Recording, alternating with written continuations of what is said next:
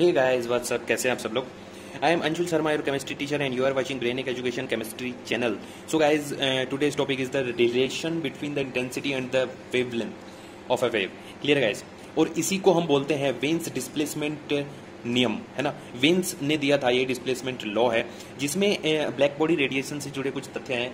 जहां पर आपने देखा होगा बहुत सारे साइंटिस्ट हैं, मैक्स प्लैंक वगैरह, इन्होंने सब अपनी थ्योरी दी है कि एनर्जी जो है डिस्क्रीट पैकेट्स के फॉर्म में जो है एब्जॉर्ब और रेडिएट होती है इसी टाइप से। सो ब्लैक बॉडी रेडिएशन, अच्छा ब्लैक बॉडी क्या होती है?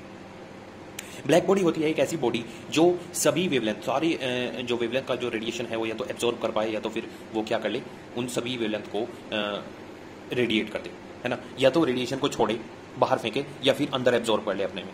ठीक है। रिफ्रैक्ट, रिफ्रैक्शन, रिफ्रैक्शन, रिफ्लेक्शन, यहाँ पे कुछ नहीं हो। ठीक है ना। ये सब थ्योरी नहीं, एब्जॉर्ब एकदम कर ले ये सारा कुछ।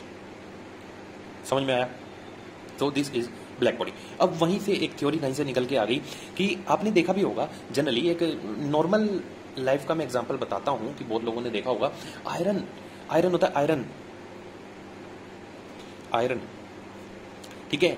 आयरन एलॉय होता है वो जो हम देखते हैं, प्योर आयरन तो होता नहीं है। तो उसको जब हम हीट अप करते हैं तो स्टार्टिंग में, अच्छा आयरन ज्यादातर आपने देखा होगा ये सिल्वर कलर में होता है वैसे तो, लेकिन कोरोड होकर थोड़ा ब्लैकिश कलर में ज्यादा रहता है वो। ठीक है ना। सो उसको हम जब हीट अप करते हैं तो हल्का सा वो ब्लैक के साथ में रेड जो है ना मिक्स होता है ना। उसके बाद में फिर और हम हीट अप करते हैं तो वो रेड कलर अपना लेके आने लगता है। और जब हम और ज्यादा उसको हीट अप कर देंगे तो आपने देखा होगा वो येलोइश कलर में कन्वर्ट हो जाता है। वो तो रीजन क्या है? वो रीजन ये है कि टेम्परेचर के वेरिएशन पर जो उसका जो रेडिएशन फ्रीक्वेंसी है, जो वेवलेंथ है, इंटेंसिटी है, ये सब चीजें क्या हो रही हैं, उसके रेडिएशन की वो चेंज हो रही है।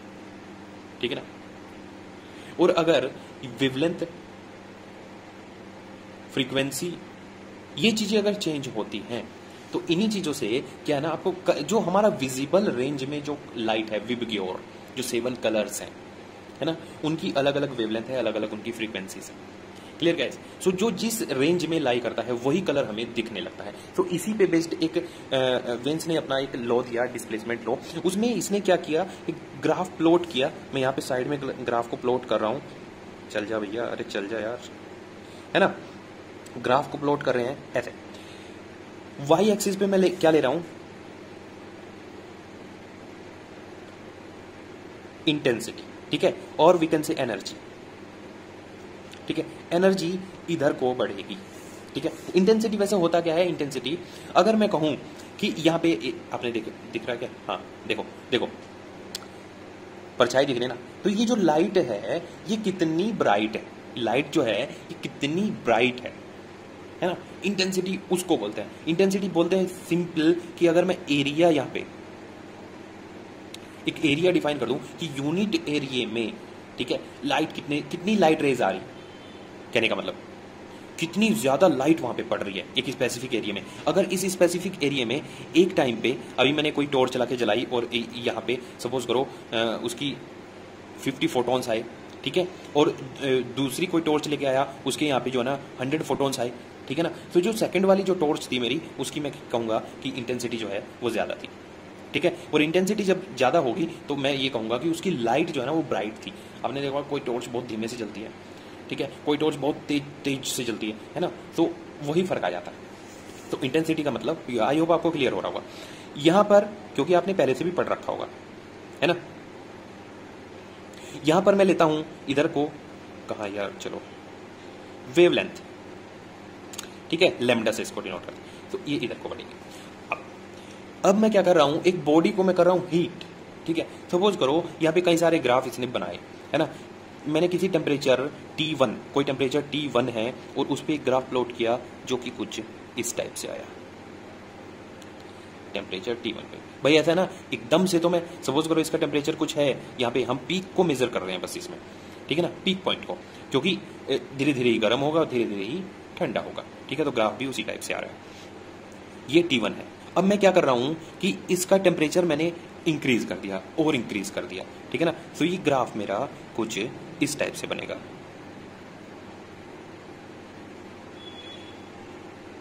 है ना। पीक मेरा यहां पे चला गया और मैं इसको जो है ना हीट अप कर दूं तो जो ग्राफ बनेगा वो मेरा कुछ इस टाइप से बनेगा, पीक मेरा ये रहा, है ना। और ज़्यादा हीट अप कर दिया तो ग्राफ हमारा ये बन गया, ठीक है। और हीट अप कर दिया तो ग्राफ हमारा ये बन गया, ठीक है ना। यही चीज़ है यहाँ पे भाई, T1 है ये, T2 है ये, T3 है ये, T4 है ये, T5 है। अब मैं कहूँ कि जो T5 है वो सबसे ज़्यादा है, T4 उससे कम है, T3 उससे कम है, एंड T2 उससे कम है, एंड T1 सबसे कम है, ठीक है। इस ऑर्डर में ये हमारा ग्राफ प्लॉट किया गया है किसी भी ब्लैक बॉडी पे, ठीक है ना। तो यहाँ पे पीक क्या है कि मैक्सिमम उसकी इंटेंसिटी, ठीक है, रेडिएशन और उसका कलर, यहाँ पे ये चीजें चेंज हो रही है, इंटेंसिटी चेंज हो रही है, इंटेंसिटी इंक्रीज करती जा रही है, ठीक है, मीन्स एनर्जी बढ़ती जा रही है, जाहिर सी बात है ये बढ़ती जा रही है। तो यहाँ पे कलर रेंज है, ठीक है, तो कलर रेंज वो भी जो है कलर भी चेंज होता चला जाएगा कि पहले वो हमें जो है हल्का गर्म था तो ब्लैक दिख रहा था, या रेड प्लस ब्लैक का मिक्सचर दिख रहा था, ठीक, आउटर सरफेस की अगर मैं बात करूं, देन वो हल्का हल्का रेडनेस आने लगी, देन वो प्रॉपर रेड हो गया, देन येलोइश हो गया, ठीक है, मिक्सचर हो गया, देन वो प्रॉपर येलो टाइप हो गया, है ना। इस टाइप से जो है यहाँ पे कलर का वेरिएशन चलेगा, ठीक है ना। सो इसने इस ग्राफ के बेसिस पे एक फॉर्मूला दिया, जिसको इसने क्या बोला कि जो वेवलेंथ है, जो क्या है वेवलेंथ है, और कौन से वाली, पीक वाली, दिख रहा है ना, यहां पे ले आता हूं मैं, ठीक है, पीक वेवलेंथ है, अरे ये क्या कर दिया मैंने, प्रोपोर्शनैलिटी का साइन है ये, ठीक है, वो इनवर्सली प्रोपोर्शनल है किसके, टेम्परेचर के। वापस से इस चीज को, सिर्फ एक पॉइंट को देख के हम वापस से ग्राफ पे आते हैं। ये देखिए, इस ग्राफ से आपको क्या समझ, ये तो टेम्परेचर बढ़ रहा है, इंटेंसिटी बढ़ रही है, ठीक है ना, हर ग्राफ में। दूसरा, हर पीक पॉइंट ये रहा, ये रहा, ये रहा, ये रहा और ये रहा, ये देखिए वेवलेंथ कम होती जा रही है। जैसे जैसे एनर्जी इंटेंसिटी बढ़ रही है, टेम्परेचर इंक्रीज कर रहा है, जो उसके रेडिएशन जो वो रेडिएट कर रहा है, ठीक है, जो रेडिएशन वहां से निकल रहा है, उसकी जो वेवलेंथ है वो होती जा रही है कम, ठीक है ना। सो टेम्परेचर बढ़ने के साथ वेवलेंथ कम हो रही है, तो इस बेसिस पे यहाँ पे कि wavelength is inversely proportional to the temperature. ये किसने बोला, वेन्स ने बोला, this is veins,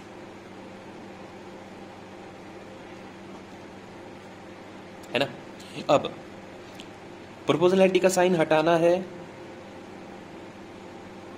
equal to लेके आना है, कोई कांस्टेंट लेके आना है, कांस्टेंट के यहां पे मैंने लिख दिया और टी, ठीक है।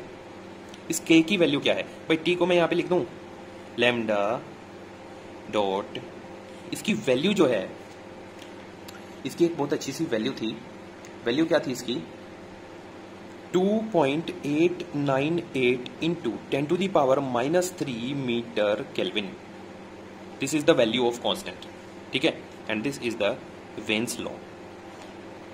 यही यहां पे बताया गया है, सिंपल ग्राफ में मैंने बताया आपको कैसे ग्राफ प्लॉट हुआ, टेम्परेचर हमने वेरी कर दिया, ठीक है, तो टेम्परेचर के साथ साथ वेवलेंथ कम होती जा रही, इंटेंसिटी बढ़ती जा रही, कलर भी चेंज होता जा रहा है, ठीक है ना। वो टेम्परेचर बढ़ने के साथ होता है, ये आयरन में भी आप करके देख लेना, जिसने नहीं किया है आयरन को बिल्कुल सुपर हीट कर लेना, तो उसका हर पॉइंट पे कलर की ऑब्जर्वेशन करना, कलर चेंज हो जाएगा आपका, ठीक है। एंड में अगर मैं मेल्ट कर देता हूं आयरन को, तो वो रेडिश येलो, रेड येलो का मिक्सचर रहता है, ठीक है। जो अगर हीटअप सुपर हीट रहेगा आयरन तो येलो कलर में रहेगा, ठीक है, उससे जस्ट ठंडा होने पे एकदम से वो रेड में कन्वर्ट हो जाएगा और देन वापस से वो अपने ब्लैक कलर में आएगा, ठीक है ना। कलर सिल्वर होता है, लेकिन वो क्या ना, रेड हीट जो आयरन होता है वो ऑक्साइड फॉर्मेशन कर लेता है, सो थोड़ा ब्लैकिश हो जाता है, क्लियर है guys. So this is the law, और यही बेसिक इसका नेचर है, बाकी इसमें कुछ ज्यादा है नहीं, छोटा सा एक नियम है, यहीं पे फिनिश हो रहा है, क्लियर गाइस। टिल देन पढ़ते रहें, आगे बढ़ते रहें, और आजकल आई होप आपको क्लियर हो गया होगा। अगर कोई प्रॉब्लम है तो मुझे आप कमेंट कर सकते हैं, मुझसे पूछ सकते हैं, मैं वापस से इसको और क्लैरिफाई कर दूंगा, clear guys. Till then all the best.